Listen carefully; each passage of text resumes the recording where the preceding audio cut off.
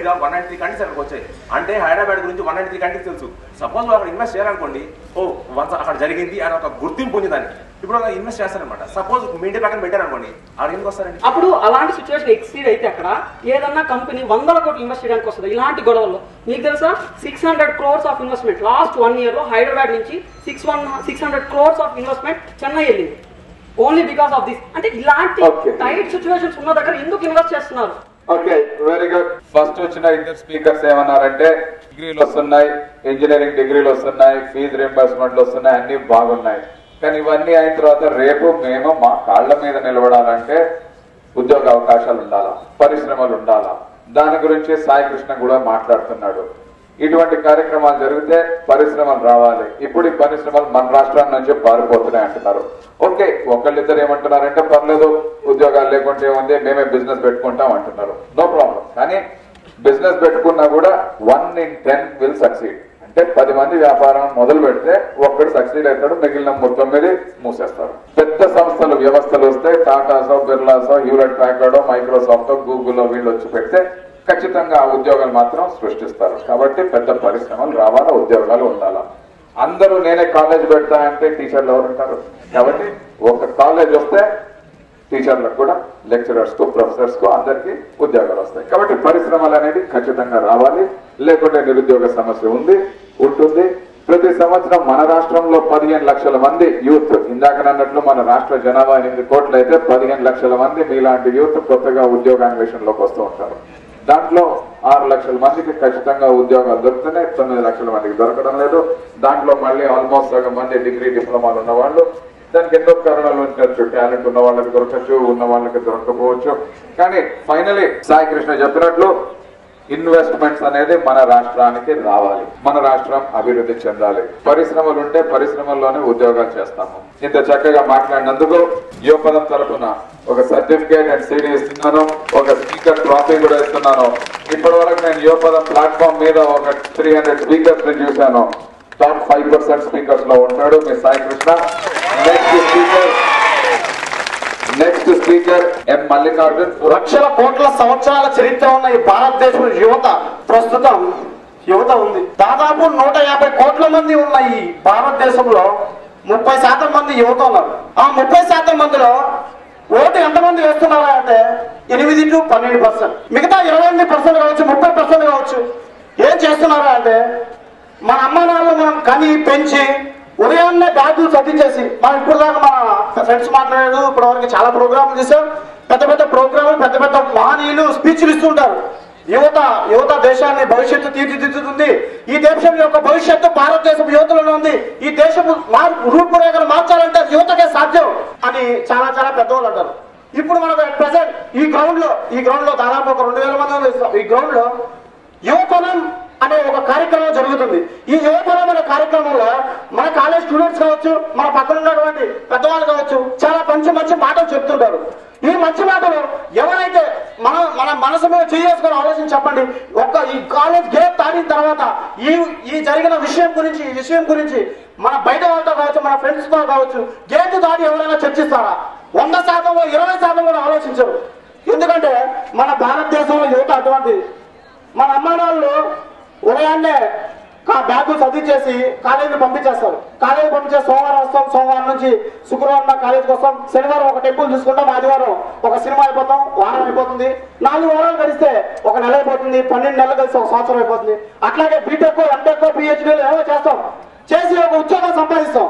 ఉద్యోగం సంపాదించిన తర్వాత ఉద్యోగం వచ్చింది, మన అమ్మా నాన్న మనం బాగా చూసుకుంటాం. కానీ మనలాంటి యువత పిల్లలు కావచ్చు, పెద్దోళ్ళు కావచ్చు, మనలాంటి ముసలోళ్ళు కావచ్చు, దాదాపు 120 కోట్ల మంది ఉన్న ఈ భారతదేశాన్ని భరిస్తున్న ఈ భర్తమాత ఏమైపోతుందని ఆలోచించు. ఎంతసేపు యువత అంటే మనల్ని పరిపాలించే వ్యవస్థలో తప్పుంది, లేదా మనల్ని పాలించే నాయకులే తప్పుంది, మనకు సెక్టార్స్ లేవు, ఇంకా లేవు, అవి లేవు, ఇవి లేవు అని చాలా మాట్లాడుతున్నాం. కానీ యువత మనకు అసలు ఓటు వేసే తీరికే లేదే. ఒక ప్రియుడైతే తన ప్రేయసులతో ఉంటాడు, ఒకడైతే సినిమా హాల్లో ఉంటాడు, ఒకడైతే పబ్బులో ఉంటాడు, ఒకడైతే సినిమా గుళ్ళో ఉంటాడు. వీటిలన్నీ తీరుకుంది, కానీ మనకు ఓటు వేసే తీరిక లేదు. ఎందుకంటే మనం చాలా బిజీ అవుతుంది. మనం సూచిస్తున్నాం, మన వ్యవస్థ బాగాలేదు, మన పరిపాలన నాయకులు బాగాలేదు, వాళ్ళు 1,00,000 కోట్లు తిన్నారు, ఇంకొకరు బొగ్గు స్కామ్ లో 1,56,000 కోట్లు తిన్నారు. ఇవన్నీ నిజమని మనకు తెలుసు, కానీ మనం ఎవరో పట్టించుకోం. ఎందుకు పంచుకోవాలంటే మనం అంత బిజీగా ఉన్నాం. మన అమ్మ నాన్నలు మనకు కులము మతము నీతి అది చాలా బాగా విడిపడి, ఎందుకంటే మన అమ్మ నాన్నలు మన తాత ముత్తాతలు నేర్పించుంటారు, మనకు అమ్మ నాన్న మనం నేర్పించుంటారు.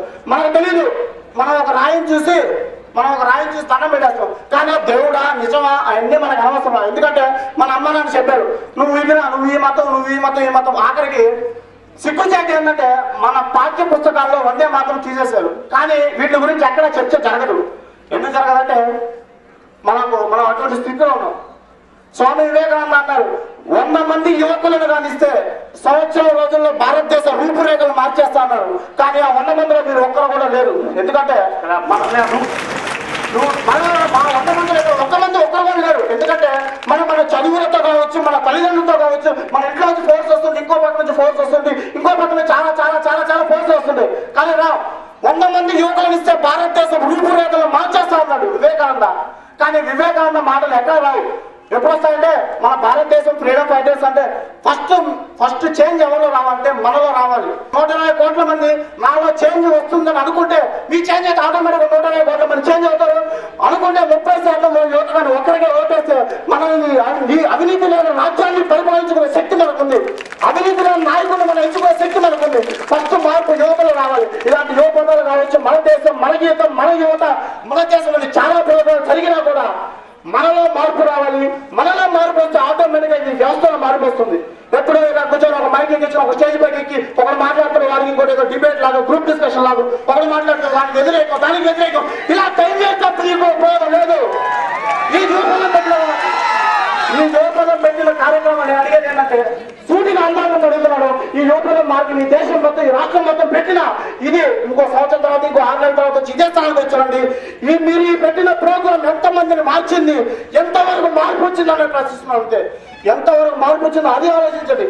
మీరు చెప్పేసి తెలిపిన సూపులు కావచ్చు, ఏమైనా కావచ్చు, అది ఎంతవరకు ఇంప్లిమెంట్ అయింది మాత్రమే కన్సిడరేషన్. ఈ చెబుతా వేస్తాం, మీ చెబుతా వేస్తాం. 2.5 గంట సినిమాని కళ్ళు ఆర్పకుండా చూసే మన దేశం అయిపోయినా నాశనం అయిపోయినా కూడా పర్వాలేదు. ఎంతసేపు వాడు ఎప్పుడైతే మన దేశంలో కులము మతము అనేటివి ఎప్పుడైతే ఏర్పడ్డాయో అప్పుడే నాశనం అయిపోయింది. ఇప్పుడు అనుకోవచ్చు ఏదనుకోవచ్చు మనం మార్చేస్తామని. కానీ 2 లక్షల 3 లక్షలు ఎన్ని కోట్ల సంవత్సరాలు మార్చే భారతదేశం మార్చే ఒక శక్తి యువతకు మాత్రమే. యువతలో మేల్కొని రావాలి. ఎప్పుడైతే మార్పు వస్తుందో ఆటోమేటిక్ గా భారతదేశ చరిత్రలో మార్పు వస్తుంది. మన దేశంలో చూసి, మన దేశ చరిత్రను చూసి పొరుగు దేశాలు చాలా నేర్చుకున్నాయి. ఒక ఒలింపిక్స్ తీసుకుంటే 20 కోట్ల మంది ఉన్న అమెరికా ఎన్నో స్వర్ణాలు, 100,000 స్వర్ణాలు గెలుస్తుంది. కానీ భారతదేశంలో 30% యువత ఏం చేస్తారంటే 3 గంటల క్రికెట్ మ్యాచ్ చూస్తారు, 8 గంటల చదువుతారు, మిగతా టైంలో మిగతా పనులు చేస్తారు. Very good. 3 పాయింట్లు చెప్పాడు. ఇలాంటి సదస్సులు జరుగుతాయి, డిబేట్లు చేస్తాము.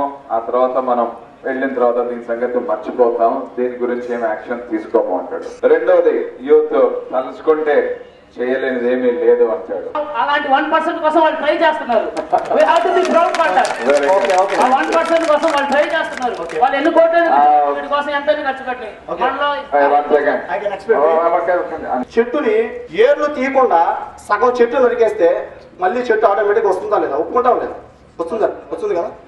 ఒక పనికి రాని చెట్టు, పర్యావరణాన్ని నాశనం చేసే చెట్టు, అవినీతి చెట్టు అనుకుందాం. మన భాషలో, మనం వాడే భాషలో అవినీతి చెట్టు అనుకుందాం. ఆ చెట్టును తీసేయాలి. 100 మందిలో 50 మంది అవినీతి పరులు, 50 మంది నీతి పరులు అనుకున్నా. నీతి పరులు ఏం చేస్తారు? అవినీతి పరులు మిగిలిన 50 మంది ఏం చేస్తారంటే పోయి ఆ చెట్టు నరికేశారు. వాళ్ళ సామర్థ్యం ఏంటంటే సగం చెట్టు మాత్రమే నరగలరు. 100 మంది కలిస్తేనే ఆ చెట్టుని పూర్తిగా తీసేయగలరు. 50 మంది ఆ చెట్టుని తీసేస్తారు అనుకుందాం. 1% చేంజ్ వస్తే వీళ్ళు చేసిన ప్రోగ్రామ్ కి కొంత ఫలితం అనేది ఉంటుంది. మీరు 100 మంది వివేకానంద స్వామి చెప్పారు, వాళ్ళు చెప్పారు అని చెప్తున్నారు. 100 మంది చేస్తే భారతదేశాన్ని ఏదో చేసేయచ్చు అని. 1000 మంది ఆడ వాళ్ళకి స్కాలర్షిప్ లేక ధర్నాలు.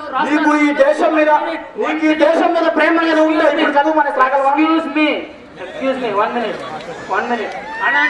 స్కాలర్షిప్లని అదని ఇదని ధర్నాలు రాస్తారోకాలు చేస్తున్నారు కదా. 1000 మంది, 100 మంది కాదు, 1000 మంది. వాళ్ళు యూతే 1000 మంది చేస్తున్నారు. వాళ్ళకి ఇబ్బందులు ఉన్నాయని చెప్తున్నారు. వాళ్ళు ఎత్తి పోలీస్ స్టేషన్ లో వేస్తున్నారు.